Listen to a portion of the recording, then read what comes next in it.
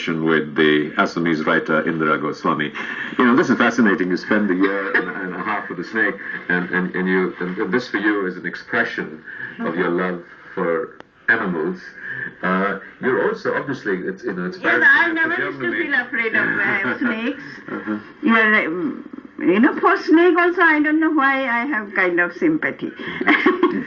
Is that a part of, you mentioned spirituality, and apart from spirituality, you also use the word sadhana. So is there a spiritual sadhana that you have, a specific practice?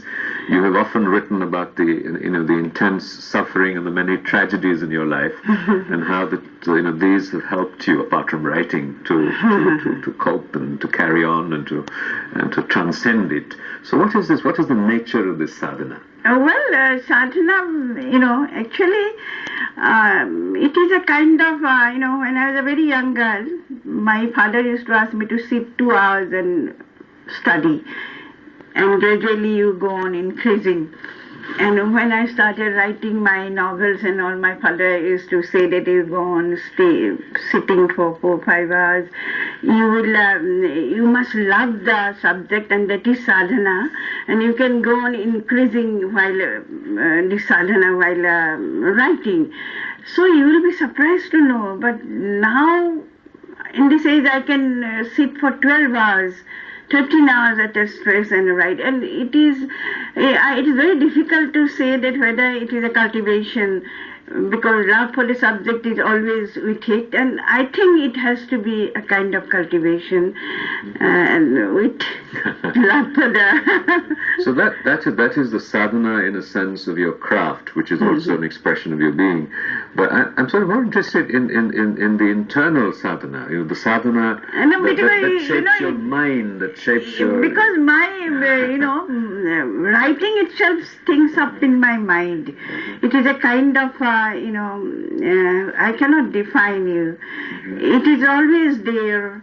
And sadhana, how can you define it? I mean, is there sort of like a ritual? Do you do a yoga? Do you do a prayer? Yes, it is a kind of a ritual. It is I cannot, even if for one day if I leave my sadhana, I feel restless.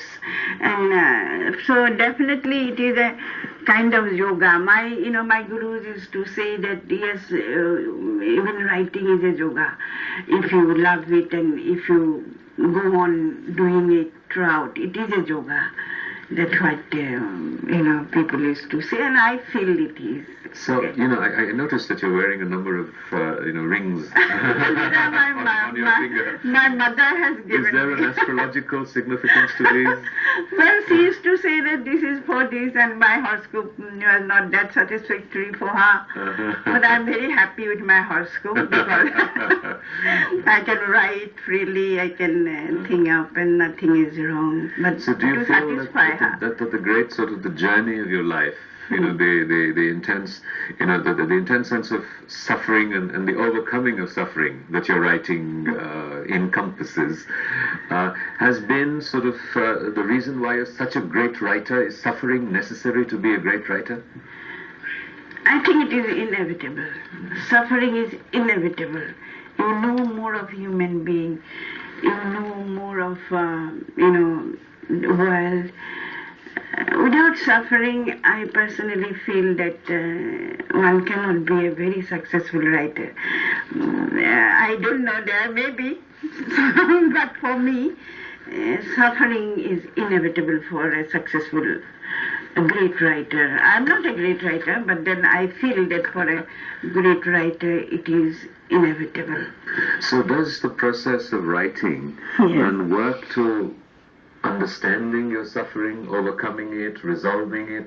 What is the relationship? It's obviously the material of your writing, but how does it, when I meet you, you're full of laughter, you're full of joy, despite, as you have described, a life of suffering, and we'll come to the life of suffering in a minute. But In what ways is writing an instrument to transcend it? Is it catharsis? Is it bringing order? Is it understanding? No, because while you love the subject, you forget everything. So you love suffering? That's the subject of much of your Even writing? in my writing, the suffering widows, the way they suffered, the opium eaters of South Kamrup, how they suffered, sharecroppers when, they were thrown out from their land, how they suffered. While writing, I feel I am with the suffering of those people, and so it always, makes me forget everything. Forget your own suffering? My own suffering, totally I forget. What has been the most intense suffering in your own life? Intense suffering? The most. I mean, you've lost your husband, you had difficulty with relationships. What has been the most difficult part of your own life? Well, my family members are very cooperative. Always, they are so but then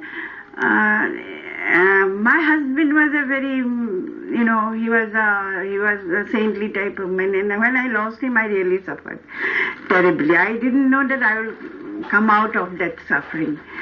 Then I lost my friend Kaikaus Barjur. He's a Persian gentleman. He stayed with us for so many years, and in his death also, made me very, totally, I was devastated. And then my young brother, many death has made me suffer very intensely. And but then I became more wise and more, detached. And I think it brought some kind of gravity towards my writing also. And then I have come to know more of life, that human life is like this, and whatever I have, we have to, we should spend it happily, and I try to do so. We'll come back to a very interesting new dimension of your life, that of writer as activist. We'll be right back after a short break. You're watching a conversation